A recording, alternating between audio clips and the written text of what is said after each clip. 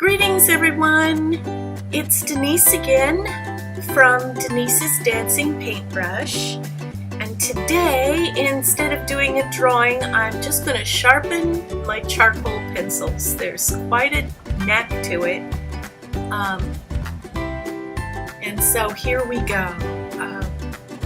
I didn't know how to do this until I went to the university and didn't see any reason for it. I'm starting with my white charcoal pencil, and the reason is I needed it for the project I'm doing that's underneath this white piece of paper. And then I realized all the pencils needed sharpening, so I just went ahead and turned on the camera and sharpened them.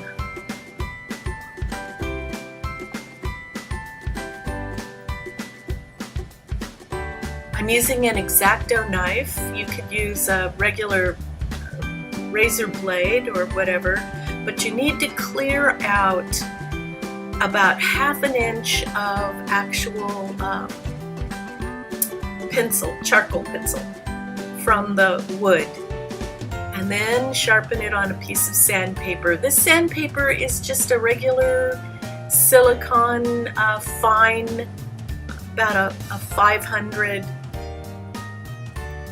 piece of sandpaper. I'm going to take my extender off for this one because it kind of chokes up on some of the pencil, but this 6B is getting quite small and I have to be very careful because it's very soft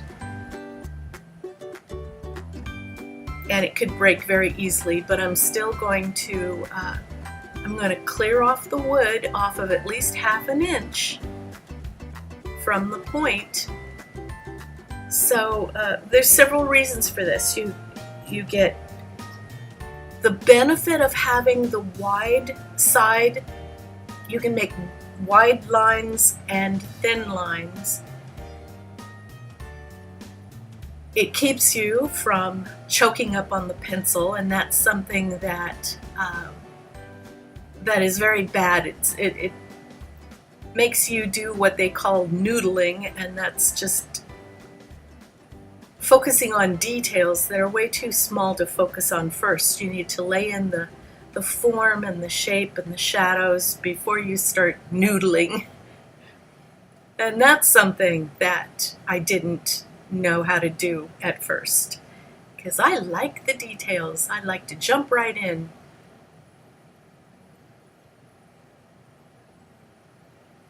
And the next one is my 4B, and I already know I'm going to have some trouble with this one. Some of these charcoal pencils, I don't know what they use, a little wax or resin or something to make the wood adhere to the charcoal, and sometimes it just sticks way too well. You see my handmade extenders there. They're made out of old plastic pen sleeves that the pens dried up. I threw the guts out and used the empty hollow tube for a pencil extender.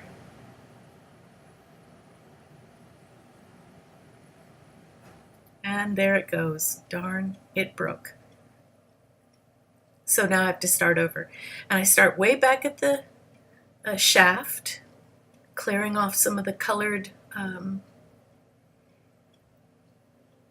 what is that, enamel, I guess, around the wood, and then I just build my way up to the point.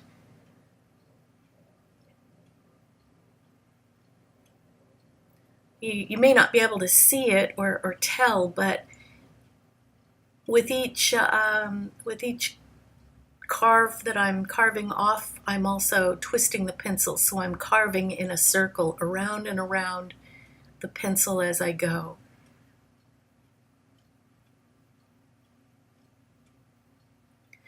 Doing it this way also keeps the pencil sharpened longer. You don't have to do this kind of sharpening thing very often. Plus, I don't know if you know this, if you ever worked with charcoal pencils, you probably do. You cannot stick a soft charcoal pencil into a regular pencil sharpener. It eats it. It's too it's too soft for those grinding gears, and you have to sharpen them this way.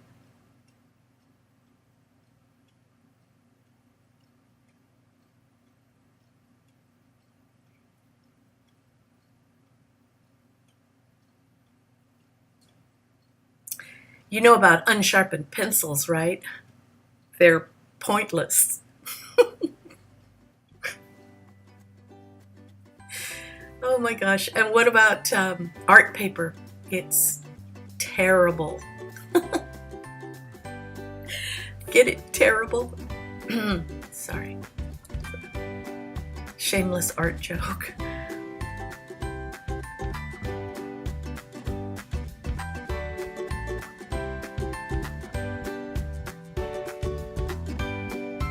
With these pencils sharpened this way, you have to hold the pencil farther away from the point, around the middle or the end of the pencil, and you can also get these lovely sweeping strokes that you couldn't get if you were choking up on the point of the pencil and noodling.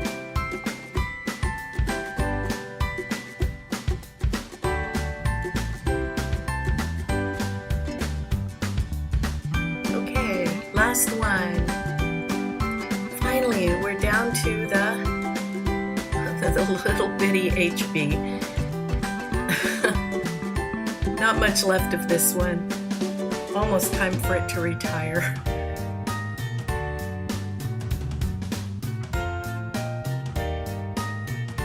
I like to get every last little bit of charcoal out of my pencils, so I use the extenders.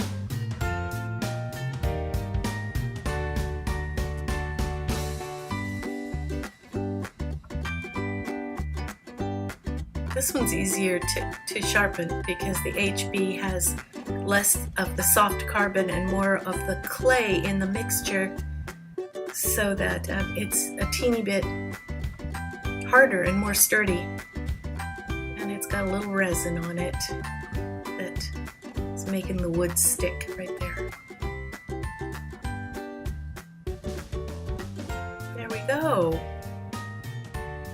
We nearly have this finished.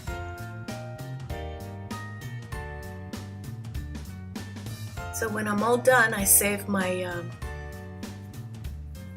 piece of sandpaper for the next time. Dump off all the shavings. And I can get back to my drawing. Thank you for watching. Please subscribe. And come again. There'll be more. Goodbye.